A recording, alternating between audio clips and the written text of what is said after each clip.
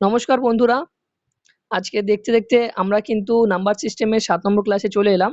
তো আজকের ক্লাসটা একটু বড় হবে। আজকে পুরো নাম্বার সিস্টেমের বাকি যে অংশটা আছে রিমাইন্ডার থিওরেমের সেটা কিন্তু কমপ্লিট করব এবং পরের দিন থেকে কিন্তু সুবির দাস বইয়ের যেটা বাংলা ভাষায় আছে সেই বইটা কিন্তু আমরা অঙ্ক প্র্যাকটিস করব। ঠিক আছে? তো চলো দেখে নিই। তো প্রথমে আমরা কিছু শিখে নিই আজকে। কিছু ট্রিক্স আছে রিমাইন্ডার থিওরেমের, সেগুলো আজকে শিখে নিই। দেখো, আগের দিন একটা অঙ্ক করছিলাম না, যে 65 মাইনাস 60/8। এটা তো সবাই ইজিলি বলে দিতে পারবে যে এখান থেকে 5 হবে স্যার, আর নিচে 8, এখানে থেকে ইউনিট ডিজিট বা ভাগশেষ কত থাকবে? 5 থাকবে, তাই তো? বেশ, তাহলে এখান থেকে ভাগশেষ কত পাবো? 5 পাবো। কিন্তু এইবার যদি বলে ভাগশেষ হয়ে যায়, এখান থেকে ইউনিট ডিজিট ওই 5ই পাবো। ঠিক আছে? তো এবার যদি বলে যে স্যার এইরকম একটা অঙ্ক করে দেখান তো, যেখানে এইভাবে লেখা থাকবে 222 যোগ 80 গুণ 2 বিয়োগ 100 ধরো 65 আছে বাই 8। এবার এখান থেকে আমরা কি করে করব? এটাও সোজা। কিরকম করতে পারবো দেখো, এটা কিন্তু ওই যোগ বিয়োগ গুণ ভাগ করে কিন্তু করব না, এটা ডাইরেক্ট আমরা রিমাইন্ডার থিওরেমের সূত্র দিয়ে করব। তাহলে আমরা কি শিখেছিলাম? এক একটা করে, নিচে কি আছে 8, 8 দিয়ে এক এক করে ভাগ করব। দেখো 8 দিয়ে ভাগ করার নিয়ম এখনো শেখায়নি, ওটা পরে শিখিয়ে দেবো।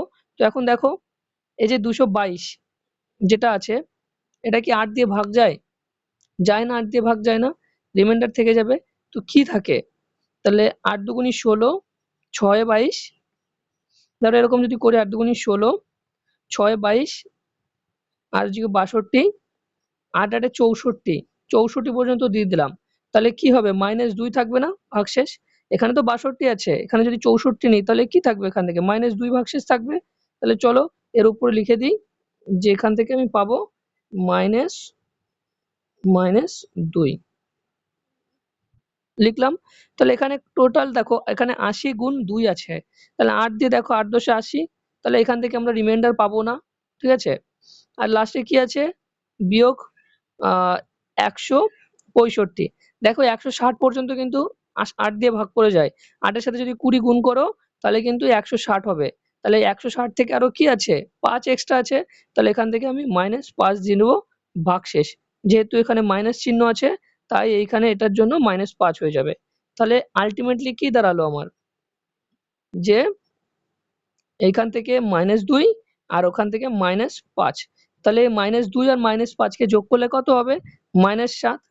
তাহলে আমরা নেগেটিভে কিন্তু উত্তর নিই না। তাহলে 7 থেকে 8 বাদ দিয়ে দেবো, কত হয়ে যাবে উত্তর? 1। তাহলে এই গোটা এক্সপ্রেশনের ভাগশেষ কত? ভাগশেষ হয়ে যাবে কিন্তু 1। বোঝা গেল? হ্যাঁ স্যার বুঝেছি। এবার একটা জিনিস দেখো, ধরো এখানে লেখা আছে 46 যোগ 12 যোগ 18 আছে। এখান থেকে যদি বলে এর ইউনিট ডিজিট কত হবে, আমরা কিন্তু ইজিলি বলতে পারবো 8 আর 2 10, 6। তাহলে এখান থেকে ইউনিট ডিজিট কত পাবো? 6 পাবো। এটা কি করে পেলাম? এটা কি করে পেলাম?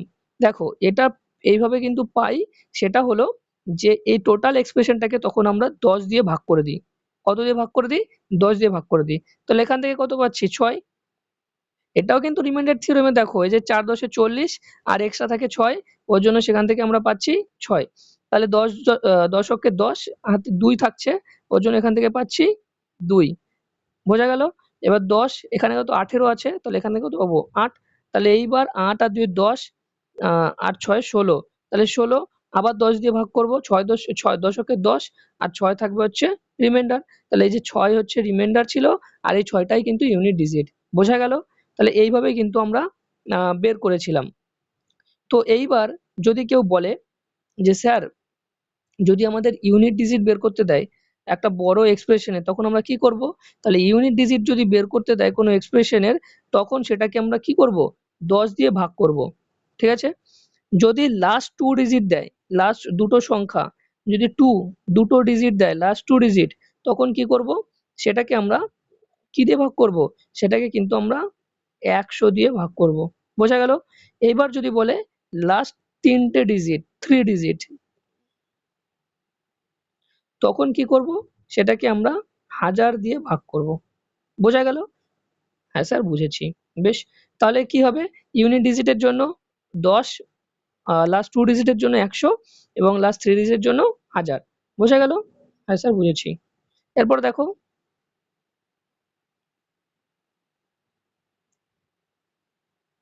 আচ্ছা রিমাইন্ডার থিওরেমের একটা সুন্দর এবং পপুলার সূত্র মনে রাখবে, যে যদি এইরকম ফরম্যাটে থাকে a বাই p আর ওপরে হচ্ছে a টু দি পাওয়ার থাকবে p মাইনাস 1, এটার মানে কি? হ্যাঁ স্যার এইটার মানে হলো এই যে a 1 নম্বরে লেখো, 1 নম্বর হচ্ছে 1 নম্বরে লিখবে, রুলসটা বলছি 1 নম্বর রুলস। আচ্ছা এর আগে একটা বলে দিই যে এর মান কত হবে, এর মান কিন্তু এই যে এই গোটা এক্সপ্রেশনটা দেখছো, এর যদি করো এইরকম যদি ফরম্যাটে কোনো সময় রিমাইন্ডার থিওরেম থাকে, তো এই গোটা এক্সপ্রেশনটার ভ্যালু হবে 1। কত হবে? 1। ঠিক আছে? তো এবার রুলস নাম্বার 1, এটা করার জন্য এক্সপ্রেশনটা যদি 1 হওয়ার জন্য কি কি রুলস ফলো করতে হবে? রুল নাম্বার 1, পি, পি হচ্ছে পি ফর হচ্ছে প্রাইম, তাহলে পি যে সংখ্যাটা থাকবে সেটা কি নাম্বার হতে হবে? প্রাইম নাম্বার কিন্তু হতে হবে। বোঝা গেল?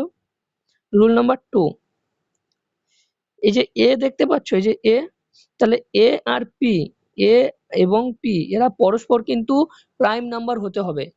পরস্পর প্রাইম নাম্বার মানে যে কোনো একটি উৎপাদক এক ছাড়া কোনো সংখ্যা দিয়ে কিন্তু এই দুটোকে ভাগ করা যাবে না। ঠিক আছে?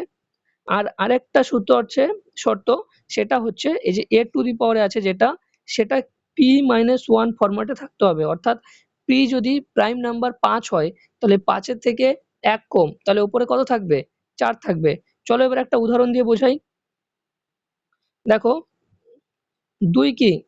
এটা কিন্তু প্রাইম নাম্বার না হলেও চলবে। ঠিক আছে? এটা এরকম দিয়ে দিলাম যে 6, এটা 6, আচ্ছা এটা দিয়ে দিলাম 6 দিলাম, আর একটা এখানে দিয়ে দিলাম 7। তাহলে দেখো এই দুটো কিন্তু পরস্পর মৌলিক সংখ্যা 6 আর 7, আর 7 কিন্তু প্রাইম নাম্বার। ঠিক আছে? এরপরে কি থাকবে? 6 টু দি পাওয়ারে p মাইনাস 1 মানে 6 থাকবে। তাহলে এখান থেকে আমরা কি পাবো? এখান থেকে আমরা ভাগশেষ পাবো 1। তাহলে কি করে হয়? একবার দেখো। দেখো 6, 6 এর মাথায় 6 মানে এটা কিন্তু ভেঙে দেখাচ্ছি যে কি করে হয়। ঠিক আছে? এবারে 6 এর মাথায় 6 মানে 6টা 6, 4টে, 3, 4, 5, 6, তাই তো? বোঝা গেল? এটার বদলে আমরা কিন্তু এটাকে লিখতে পারবো। হ্যাঁ স্যার লিখতে পারবো। দুটো 6 কে, এই দুটো 6 কে গুণ করে কত হয়? 36। তাহলে 5 সাথে 35, 35 মানে কত? ভাগশেষ কত থাকবে? এই দুটো 6 থেকে ভাগশেষ থাকবে কিন্তু 1 প্লাস 1। বোঝা গেল?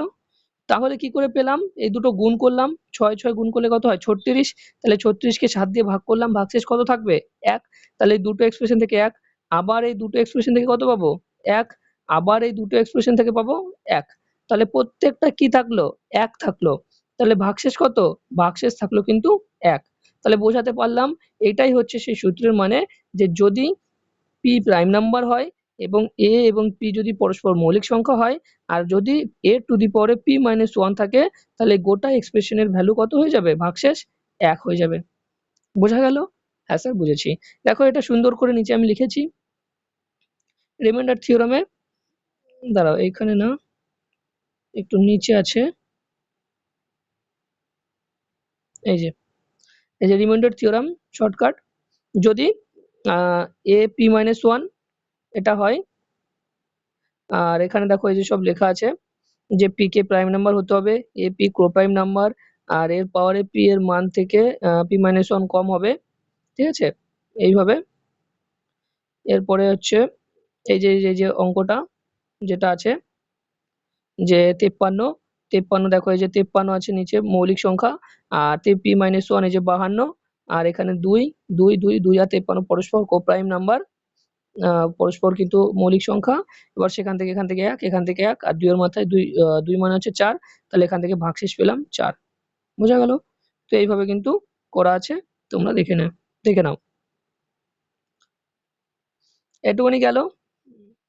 4 একটা পয়েন্ট যেটা মিস হয়ে গেছে, এই যে এইটা দেখো, এই যে আমি এটা কিন্তু বুঝিয়ে দিয়েছি অলরেডি আগেই, যে এককের ঘরের অঙ্ক বের করতে চাইলে 10 দিয়ে ভাগ, দশকের ঘরের অঙ্ক বের করতে চাইলে 100 দিয়ে ভাগ, এবং শতকের ঘরের অঙ্ক বের করতে চাইলে 1000 দিয়ে ভাগ। ঠিক আছে? বেশ, এবার দেখো ফ্যাক্টোরিয়াল। ফ্যাক্টোরিয়াল হচ্ছে একটা খুব ভালো আর ইন্টারেস্টিং বিষয়, ঠিক আছে? ফ্যাক্টোরিয়াল চিহ্ন কি কি হবে? এই রকম দেখো, একটা হচ্ছে এই রকম আর একটা হচ্ছে এই রকম, হয় এই চিহ্নটা থাকবে না হলে এই চিহ্নটা থাকবে। এর মানে কি? এর মানে কিন্তু খুবই সোজা, চোখ বুঝে শুধু 1 2 3 4 5 6 7 8 9 10 এরকম বসাবে। কিরকম দেখো, ধরো এখানে আছে 8 ফ্যাক্টোরিয়াল, থাকতেই পারে। তো 8 ফ্যাক্টোরিয়াল মানে হচ্ছে 8 গুণ 7 গুণ 6 গুণ 5 গুণ 4 গুণ 3 গুণ 2 গুণ 1। বোঝা গেল? 3 ফ্যাক্টোরিয়াল যদি এখানে থাকে, তাহলে 3 ফ্যাক্টোরিয়াল এর মানে কি? 3 ফ্যাক্টোরিয়াল মানে 3 গুণ 2 গুণ 1। বোঝা গেল? তাহলে পেছন দিক থেকে তুমি কিন্তু শুধু নাম্বার বসাবে, এভাবে কিন্তু নাম্বার বসাবে, ঠিক আছে? এভাবে কিন্তু নাম্বার বসাবে যে ৮ ৭ ৬ ৫ ৪ ৮ ৩ ২ ১, এইভাবে ৩ থাকলে তো যত থাকুক, পৃথিবীর যত বড় সংখ্যা থাকুক, এরপরে যদি এরকম ফ্যাক্টোরিয়াল এর চিহ্ন থাকে, তখন সেটা কিন্তু সেই সংখ্যাটা হবে ৮, তারপরে পরপর এভাবে কিন্তু রিপিট হবে। দেখো এখানে ৩ ফ্যাক্টোরিয়াল আছে, ৩, তারপরে কিন্তু এভাবে রিপিট হয়েছে, ঠিক আছে? তাই দেখো এখানে আমি লিখে রেখেছি ২ ফ্যাক্টোরিয়াল মানে ২, ২ গুণ ১, ৩ ফ্যাক্টোরিয়াল ৩, ৩ গুণ ১, ৪ ফ্যাক্টোরিয়াল ৪, ৩, ২, ১, ৫ ফ্যাক্টোরিয়াল ৫, ৪, ৩, ২, ১, ৬ ফ্যাক্টোরিয়াল। তো এভাবে কিন্তু তোমরা লিখতে পারবে। এই যে যেকোনো সংখ্যার ফ্যাক্টোরিয়াল, এই যে এইগুলো হয় দেখো, এই যে দুটো চিহ্ন দিয়ে ডিনোট করে, এটা কিন্তু হয়েছে।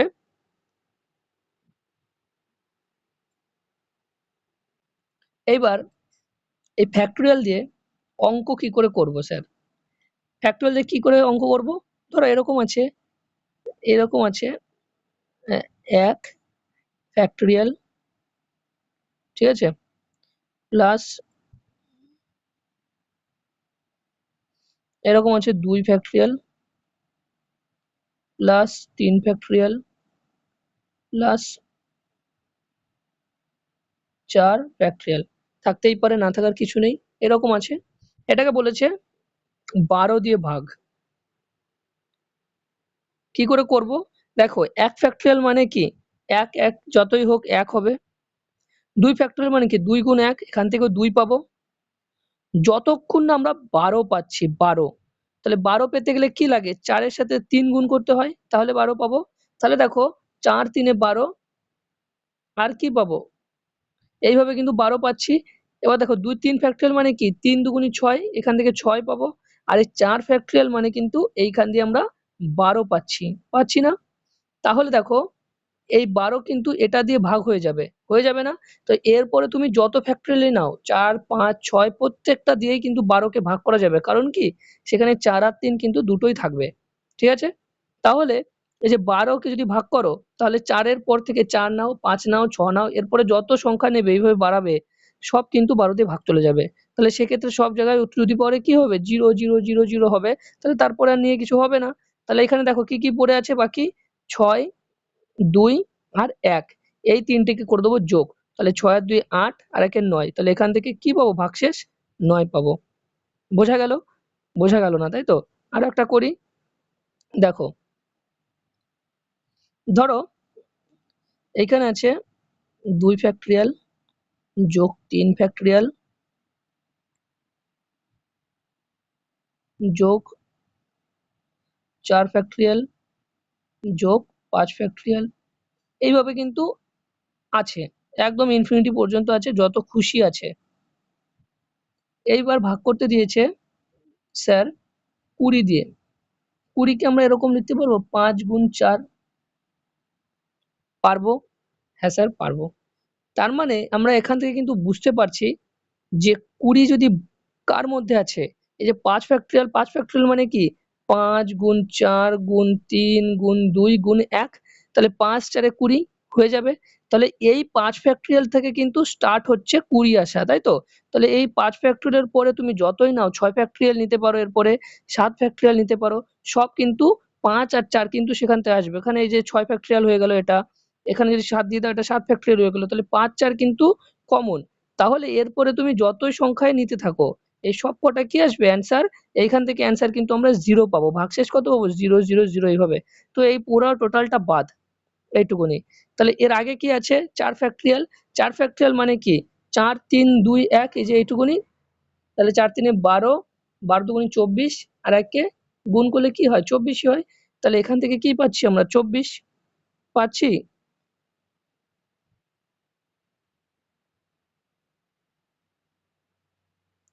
আর এখানে কি আছে 3 ফ্যাক্টরিয়াল 3 গুণ 2, তাহলে এখান থেকে কত পাবো 6। তাহলে আগে থেকে পেলাম 24, এখান থেকে পেলাম 6 আর এখান থেকে পেলাম 2, তাহলে 24 আর 6 30 আর 2 32। তাহলে 32 কে আবার 20 দিয়ে ভাগ করব, তাহলে কত হচ্ছে 12।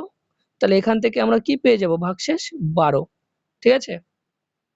আর যদি ইউনিট ডিজিট চাওয়া হয় তাহলে সেখান থেকে পাবো 2। ঠিক আছে। বেশ,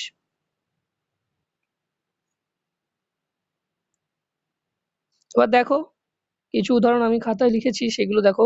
দেখো এই যে 1 ফ্যাক্টরিয়াল 2 ফ্যাক্টরিয়াল 3 ফ্যাক্টরিয়াল 4 ফ্যাক্টরিয়াল এভাবে কিন্তু আছে। এর বলেছে 12 দিয়ে ভাগ করেছে, তাহলে 12 আমরা কোথায় পাবো 4 গুণ 3 এইখান থেকে পাবো। তাহলে এই যে 4 এরপরে তুমি যতই নাও সব কটা কি হয়ে যাবে ভাগশেষ মাথায় 0 হয়ে যাবে, 0 0 0 0। তাহলে এখানে কি আছে 3 দুগুণে এখান থেকে 6, 3 ফ্যাক্টরিয়াল মানে কত 6, 2 ফ্যাক্টরিয়াল মানে 2 আর 1 ফ্যাক্টরিয়াল মানে 1, 6 আর 2 8 আর 9, তাহলে এখান থেকে 9 কিন্তু ভাগশেষ হয়ে যাবে। ঠিক আছে। দেখো এখান থেকে পুরো 0 0 করে দেখিয়ে দিয়েছি। দেখো এখান থেকে এই যে 4 ফ্যাক্টরিয়ালের পর থেকে সব 0 আসছে, তো সেই জন্য 0 এবং এখান থেকে অ্যান্সার কিন্তু ভাগশেষ 9 আসছে। ঠিক আছে। এইখানে কিন্তু এই দেখো আমি এইভাবে লিখে রেখেছি, তোমরাও কিন্তু এভাবে লিখে রাখতে পারবে যে এই সংখ্যাটি 12 দ্বারা ভাগ করলে ভাগশেষ 0 হচ্ছে। সেহেতু এরপরে যত সংখ্যা আসবে সবকটা 12 দ্বারা ভাগ করে যে পারবো এবং সবকটা রিমাইন্ডার শূন্য হবে। ওর জন্য এরপরে তুমি যত বড়ই সংখ্যা নাও না কেন ফ্যাক্টোরিয়ালে থাকলে সেগুলো সব 0 হবে। ঠিক আছে। এবার একটা ফ্যাক্টোরিয়ালের শর্টকাট কি, যদি p প্রাইম নাম্বার হয়, ঠিক আছে, p কে প্রাইম নাম্বার হতে হবে এবং উপরে p মাইনাস 1 ফ্যাক্টরিয়াল থাকতে হবে, তাহলে এর রিমাইন্ডার কি বলা হয় নরমাল p মাইনাস 1। যেমন বুঝলে না, চলো এবার একটু বোঝাই।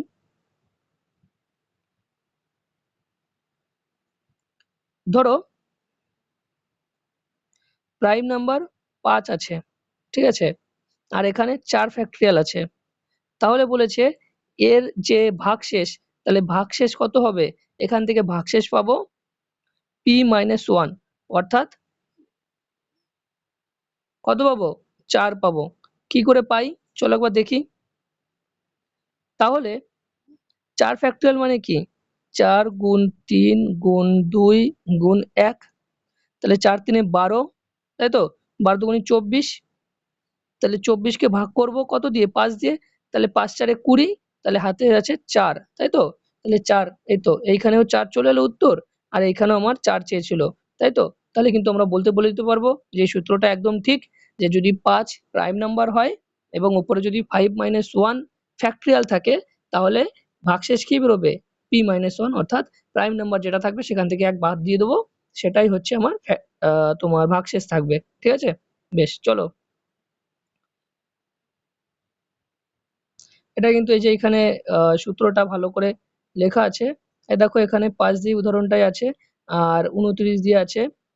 তো এভাবে যাই থাকলেও তোমরা তো জানো যে নিচে যদি প্রাইম নাম্বার থাকে আর উপরে যদি প্রাইম নাম্বার থেকে এক ঘর কম ফ্যাক্টরিয়াল থাকে, তখন ইয়ে কি হয়, তখন ভাগশেষ হয় 28। ঠিক আছে। তাহলে এখানে আজকে কিন্তু লাস্ট টপিক আজকের একদম শেষ টপিক, এইটা শিখলেই কিন্তু আমাদের প্রায় 90% কিন্তু কমপ্লিট হয়ে যায়। এরপরে আমরা প্র্যাকটিস করব নানান ধরনের অঙ্ক। এবার অঙ্কে আস্তে আস্তে যেরকম অঙ্ক বাদবে ঠিক সেই রকম অঙ্ক কিন্তু আমরা প্র্যাকটিস করিয়ে দেবো, শেখানো হয়ে যাবে। কালকে থেকেই দেখবো আমরা সুবির দাসের বই থেকে যে সমস্ত অঙ্কগুলো আছে সেগুলো করতে শুরু করে দেবো। ঠিক আছে। তো চলো এই লাস্ট টপিক আজকে দেখে নিই।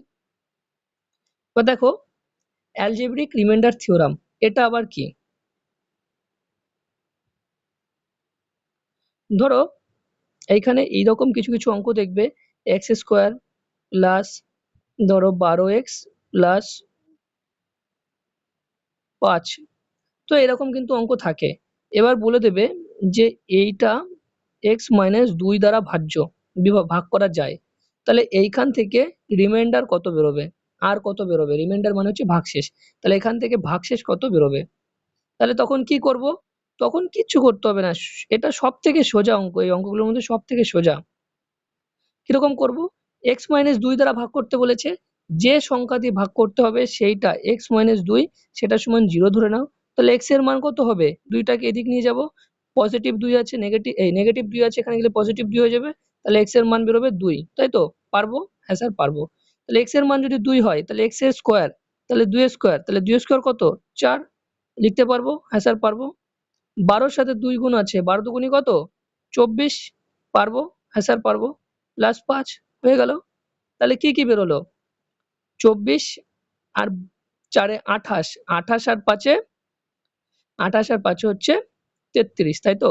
তাহলে এখান থেকে রিমাইন্ডার কত পাবো, রিমাইন্ডার পাবো কিন্তু 33, বোঝা গেল। তো চলো আর একটা উদাহরণ দিয়ে বুঝি।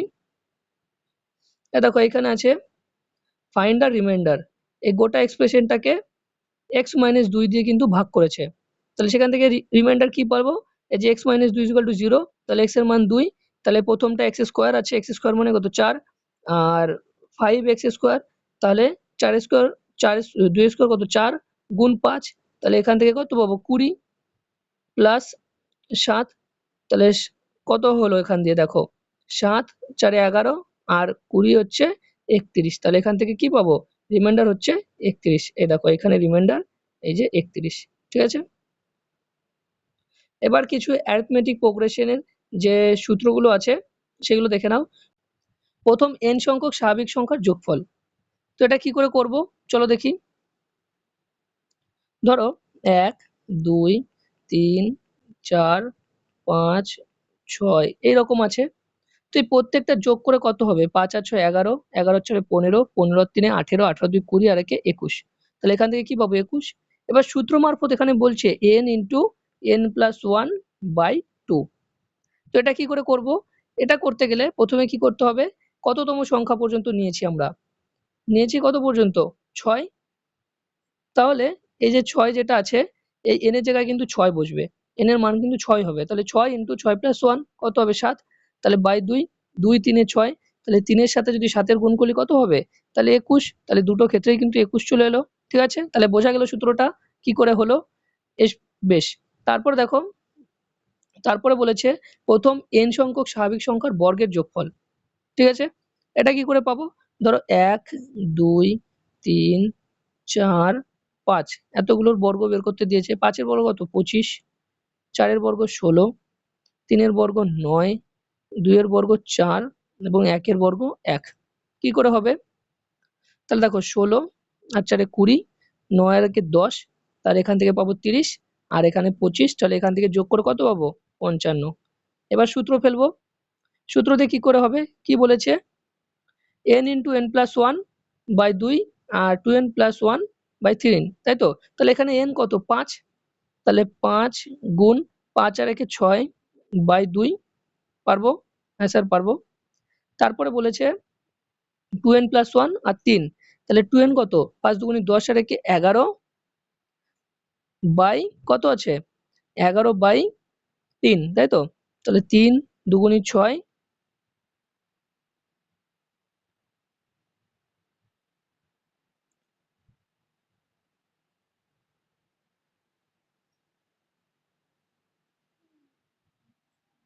আর এই যে 2, সরি একটু লেট হয়ে গেল, 2 আর 2 এ কাটা, তাহলে 5 11 55, তাহলে এখান থেকেও 55 পেলাম সূত্র মারফত, ঠিক আছে। তাহলে সূত্র প্রমাণ হয়ে গেল আবার ঠিক। তারপরে সূত্র দেখো, তো এই সূত্রগুলো দেখার একটাই কারণ, সেটা হলো যে যখন বড় বড় কোনো এক্সপ্রেশন দেবে তখন কিন্তু আমাদের হাতে সময়ের একটা পরীক্ষা চলে, যে সময়ের মধ্যে অঙ্কটাকে কিন্তু কমপ্লিট করতে হবে, তো সের জন্য এই সূত্রগুলো কিন্তু তখন কাজে লাগবে, যে কত তাড়াতাড়ি আমরা ক্যালকুলেশনটাকে ছোট করে নেব, ঠিক আছে। এরপর দেখো n সংখ্যক স্বাভাবিক সংখ্যার ঘনর যোগফল, এটা কি করে করব, ধরো 1 2 3 4 এরকম সংখ্যা আছে, এবার এটার ঘন, 4 এর ঘন কি হবে, 4 এর কিউব 64, এইখানে দেখো স্কোয়ার কিউব 64 কিন্তু চলে হলো আবার ঠিক। তো যারা স্কোয়ার কিউব মুখস্থ করোনি তাদেরকে আবারও বলছি তোমরা কিন্তু করে নাও, না হলে কিন্তু এরকম পদে পদে পস্তাবে যদি কেউ না করে থাকো। 3 এর কিউব 27, 2 এর কিউব 4 আর 1 এর কিউব 1। বোঝা গেল? সরি, 2 এর কিউব কিন্তু 8 হবে, এখানে 4 না, এখানে 8 হবে। এবার দেখো এখান থেকে যোগ করে কত পাচ্ছি, 20 আর 60 এ হচ্ছে 80, 80 আর 11 91, 91 আর 8 99 আর 1 100। তাহলে এখান থেকে আমরা পাচ্ছি 100। একবার দেখে নিই, হ্যাঁ 100। তাহলে এবার সূত্র ফেলি। সূত্র কি বলেছে, n × n+1/2 এর হোল স্কয়ার করলেই হয়ে যাবে। তাহলে n কত, 4, তাহলে 4 যোগ 4 একে 5, তাই তো, যোগ না গুণ, সরি। তাহলে 4 একে 5/2, তাই তো। তাহলে 2 2 4, তাহলে 5 দুগুণে 10, 10 এর স্কয়ার, অর্থাৎ এখান থেকেও 100 পেলাম। বোঝা গেল? বেশ। তাহলে n হচ্ছে নাম্বার অফ সংখ্যা, ঠিক আছে, কোন সংখ্যায় আছে, কততম সংখ্যা। এবার দেখো প্রথম n সংখ্যক স্বাভাবিক জোড় সংখ্যার যোগফল 2 4 6 8 10। এটা কি 10 পর্যন্ত আমরা জোড় সংখ্যা লিখলাম, তাই তো। এইবার এখান থেকে কিন্তু n সংখ্যক মানে কত সংখ্যক, 10 10 নিলে কিন্তু হবে না, এখানে এটা যোগ করে কত হচ্ছে, 6 4 10, 8 আর 2 10 আর 10 এর 30, যোগ করে কত পাচ্ছি 30। কিন্তু এখানে কিন্তু 10 পর্যন্ত সংখ্যা নিলে হবে না, এখানে আমাকে গুনতে হবে 10টা হচ্ছে কততম জোড় সংখ্যা। দেখো এটা 1 নম্বর, এটা 2 নম্বর, এটা 3 নম্বর, এটা 4 নম্বর, এটা 5 নম্বর। তাহলে 10টা ক নম্বর জোড় সংখ্যা, 5 নম্বর কিন্তু জোড় সংখ্যা, ঠিক আছে। তাহলে 5 নম্বর জোড় সংখ্যা, এখানে কি বলেছে n × n+1, তাহলে 5 গুণ 5 আর 1 6, তাহলে 5 6 30। বোঝা হয়ে গেল? এইবার স্যার আমি কি করে বুঝবো যে ধরো এই 40 পর্যন্ত কটি জোড় সংখ্যা আছে। আমরা কি করব, শুধুমাত্র 40 কে 2 দিয়ে ভাগ করে দেবো। তাহলে 40 কে 2 দিয়ে ভাগ করলে কত হয়, 20। তাহলে এই 40 এর মধ্যে কি কি আছে, 20টা জোড় সংখ্যা আছে, ইভেন নাম্বার, আর আছে 20টা অড নাম্বার, ঠিক আছে। এইভাবে কিন্তু আমরা বুঝতে পারবো যে কোনো কটা এই 1 থেকে 40 পর্যন্ত কতগুলো জোড় সংখ্যা আছে। যদি বলে 1 থেকে 100 এর মধ্যে কতগুলো জোড় সংখ্যা আর কতগুলো বিজোড় সংখ্যা, ইজিলি বলে দিতে পারবো যে 50টা হচ্ছে ইভেন বিজোড়, আর অড নাম্বার হচ্ছে বিজোড় আছে হচ্ছে 50টা, ঠিক আছে। বোঝা গেল? এরপর দেখো যদি 49 পর্যন্ত চাই, যে 49 পর্যন্ত কটা জোড় সংখ্যা আছে, এই 49 পর্যন্ত কটা জোড় সংখ্যা আছে, তখন দেখো এর সবথেকে কাছে কি 50 আছে না।